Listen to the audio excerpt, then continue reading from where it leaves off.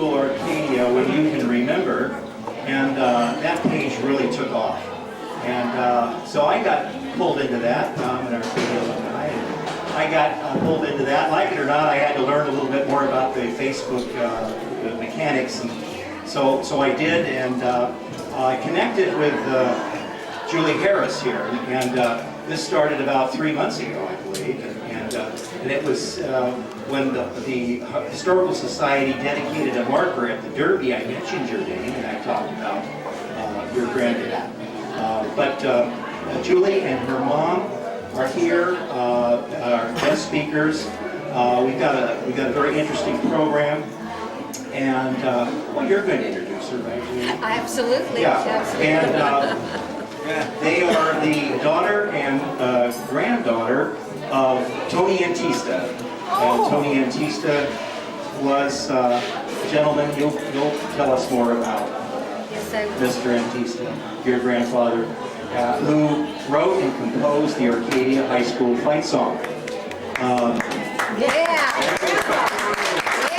Many years. And just as an anecdote, my familiarity with your father was started back. It began sometime in the early '60s, if not late '50s, and the Derby restaurant was a place to go. Arcadia was a much smaller city then. There was no 210 freeway. And it was a very, communal place to meet and greet friends, and sometimes people you never met before. And my dad played the piano, and he loved to frequent the Derby and with my mom, and they'd have a few drinks, and they'd have dinner, and they'd have a few drinks, and end up in the bar playing the piano. And so one evening, I remember I was in bed. My folks had gone to the Derby, and it was about 11:30 at night, and I'm hearing the Arcadia Fight song being played on the piano in my den, in our den at the house. So in my pajamas, I went out into the den, and here are all these adults standing around, and they're looking at this gentleman playing the Arcadia Fight song on the piano, and smoke, they're smoking, and the cocktail glasses and all that are going on. That was the big thing then. And my dad said, "See that guy over there? He wrote the Arcadia High School Fight song." And I said, "Wow, that's really, that kind of made an impression on me." I think I was 9 or 10 or 11, something like that. And it stuck. And all these years, I remembered your grandfather, your father, and when I got that post from you on Tina's Facebook blog, that's when we connected, and I thought, wow, this would be something to really talk about. This would make for a great general meeting for a topic and a speaker, because we're talking over half a century ago. So, and that's what the Arcadia Historical Society is all about. I'm kind of jumping around a little bit, but we're all about community outreach. Our mission statement is to promulgate, preserve, and protect the artifacts and ephemera of Arcadia, and its stories and its photographs. And there's a rich history here, and we're finding out that there's a lot more to be told, as we'll find out tonight. So all of you have an opportunity to purchase a 50/50 ticket, a door prize ticket perhaps. So we're going to have Mayor Gary Kovicic here. He's going to be here in a little while. He said he'd be here about 6:30, and he's going to make a presentation, a proclamation to Julie and her mother, and a proclamation from the city of Arcadia. It's Tony Antista Day. So that's something to look forward to. So without any further ado, we have a lot on our program. So and please feel free to order if you want to order something or whatever. This is just kind of a working meeting, so if you want to purchase anything, that's great. Just so you know, the proceeds of tonight's sales, if anybody orders a drink or a dinner or whatever, the proceed, 25% of that is going to be rebated back to the Arcadia Historical Society as a fundraising effort. Same prices, nothing's changed. No extra, no hidden charges. Hi there. And so please feel free to order anything off the menu. Julie, would you like to come up here and give us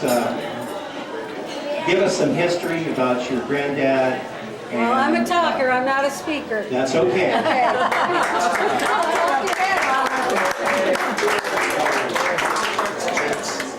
gotta use these now, I'm getting older. Thank you, Jean. So our mayor has not made it yet? Okay, remember, I'm not a speaker, I'm a talker. Should I trip now and get it over with? Okay. Can you hear her? Can you hear me? Testing. Hello, everybody. Thank you for coming this evening. I do appreciate it. We did get a nice turnout. I appreciate that. I want to thank you, Jean, especially you, Jean, for putting this all together. Jean is the president, as everybody knows, of the Historical Society of Arcadia. And I also want to thank Kelly. Is Kelly been here? No, she's not here. Yes. Thank you. Yeah. And pretty much everybody in here, we're all Arcadians. Right? We're all Arcadians. We're all proud to be an Arcadian. I know my family is proud to be an Arcadian. And my family, actually, how it all started out, how we all ended up being here, coming here by chance. My great-grandparents, Lorenzo and Conchetta, I love saying their names, Conchetta, Antista, came to America in the late 1800s. Like so many Sicilians and Italian immigrants looking for the American dream, they journeyed to Canyon City, Colorado. It was there where my grandfather, Tony Antista, was born, January 19th, 1907. Tony was the sixth child of 8, born to Lorenzo and Conchetta. Times were hard, many children working in the coal mines, sweeping up coal dust. These children were called Dusties. Some of the older Antista brothers worked as Dusties in the mines. But it was my great-grandmother, Conchetta, who insisted that they did not do this and that they moved to California. They settled their family into a large yet modest house in Lincoln Heights, Los Angeles. And that house is still there to this day. At a very early age, my grandfather Tony learned how to play piano and accordion, mostly self-taught. I know, mostly self-taught, and he played by ear. So apparently he never learned to have to read or write music. Probably either when he was younger.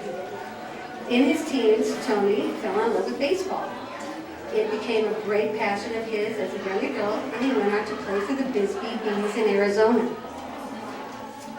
Minor league, where he met Babe Ruth and proudly told and retold the story to his children of how he hit one off of the Babe. He was proud of that, and they loved hearing that story too.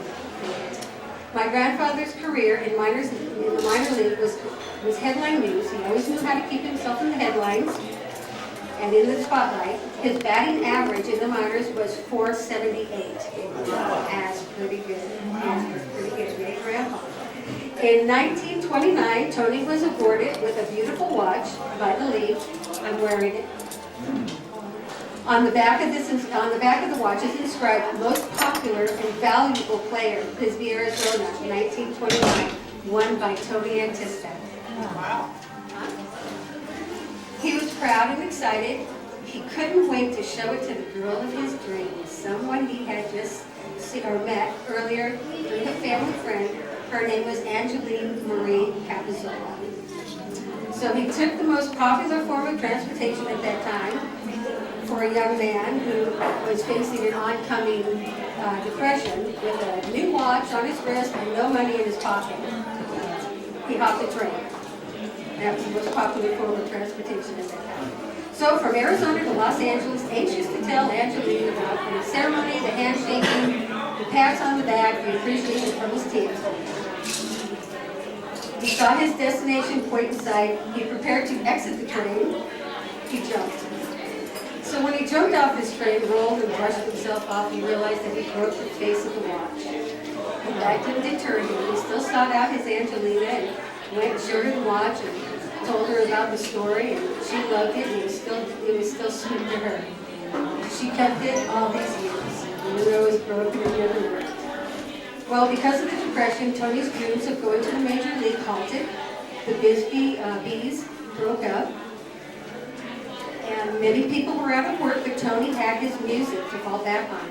He mostly played his piano and his accordion at restaurants for entertainment. And Tony and Angela were then married on April 27, 1932. They moved to Alhambra, had 3 beautiful children. One of them is here tonight, my mother, Jacqueline and Antista Harris. And then in 1940, they moved into a sweet little modest home on 16 North 3rd Avenue in Arcadia. That was my home as well. I feel like I always grew up there. My mother was about 5 years old when Tony was discovered by George Wolfe, jockey and owner of the Derby, even before Murph and Slugger, years ago. Everybody knows. My grandfather Tony had become such good friends with Mr. Wolfe that after Mr. Wolfe's death, it was Tony who was commissioned by Santa Anita to consult him the making of the statue commemorating Mr. Wolfe, and it was called the Ice Mill. It's still there. My grandfather put so much of his heart and soul into that project that there's still a little bit of it there in that statue. Tony loved Santa Anita and all of his friends there. He was inspired to write Beautiful, Beautiful Santa Anita. When you listen to the words, he takes you back to that romantic time. My mother, Jacqueline, and her sister Ann attended Mad High School, Monrovia, Arcadia, Hawaii. Can you imagine the overcrowding there? And that was going on while the campus for Arcadia High School was being built. Well, my grandfather went to that first game, the first football game. And of course the home team, Arcadia, won. And he was so impressed and so inspired, he wrote the Arcadia High School Fight song. Tony Antista had many accomplishments in his life. He loved his family, his music, his friends. He loved Santa Anita, the horses, loved the horses, and he loved his country, and he loved Arcadia. And that's what I know of my grandfather. My mother knows a lot more. If you'd like to tell him more. Thank you, Julie.